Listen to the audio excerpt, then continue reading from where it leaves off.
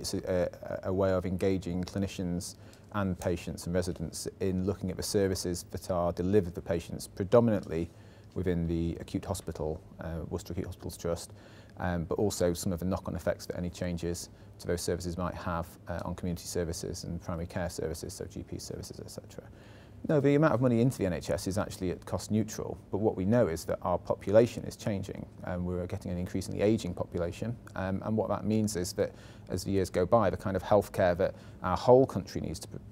provide, but Worcestershire is no different from that, will have to change, and it will have to be focused more on keeping patients who are older than they are now, treating them with their long-term conditions, keeping them at home when they'd otherwise have had to go into hospital. We know that the only way the health service can survive is if we change the model of care that we provide to looking after people close to their own homes with experienced staff in the community, really. So this is all part of that agenda, but it does bring pressures onto our local hospitals, and Worcestershire is no different from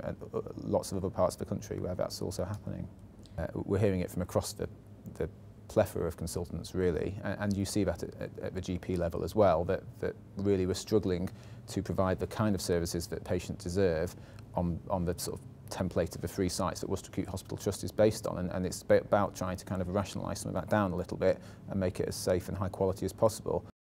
You know, I would suggest people who want to get involved in joint services review use the website or the information leaflets that's out there, and there's plenty of details about how you can get involved on that. You know, we're committed to making sure all of our residents in the Wyre Forest, GPs and patients, find out about the joint services review in an appropriate fashion.